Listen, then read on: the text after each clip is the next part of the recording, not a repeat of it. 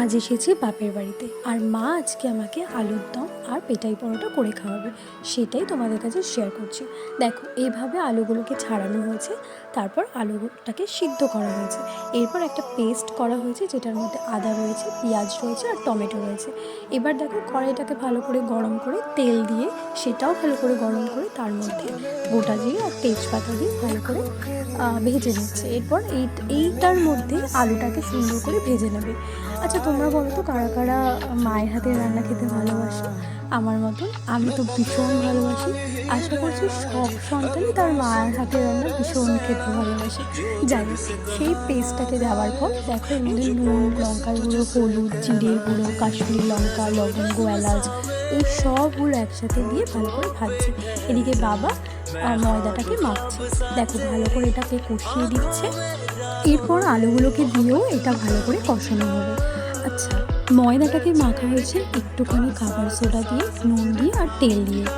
আসলে কি বলতো, আমি আমার বাড়ির একটাই মাত্র মেয়ে, তো আমি বাড়িতে গেলে মা কিছু না কিছু আমাকে ঠিক বানিয়ে খাওয়ায়, তাই সবটাই নিজেরাই করলো। দেখো, কথা বলতে বলতে কষানো হয়ে গেল, মা জল দিয়ে দিল। এবার 15 মিনিট মতো ঢাকা দিয়ে ভালো করে রেখে দেবো। জানো তো, আমার মা বেশিক্ষণ দাঁড়াতে পারে না, তার কারণে এভাবে মাটিতে রেখেই গ্যাসটাকে রান্না করে। এবারে মা দিচ্ছে ভাজা মশলা। একটাতে রয়েছে লবঙ্গ, এলাচ, দারচিনি ভাজা, ভেজে পেস্ট করা, মানে গুঁড়ো করা। আর একটাতে আছে জিরে আর হচ্ছে ধনে। আচ্ছা, এই দেখো, পেটাই পরোটার ওই ইয়েটা করছে।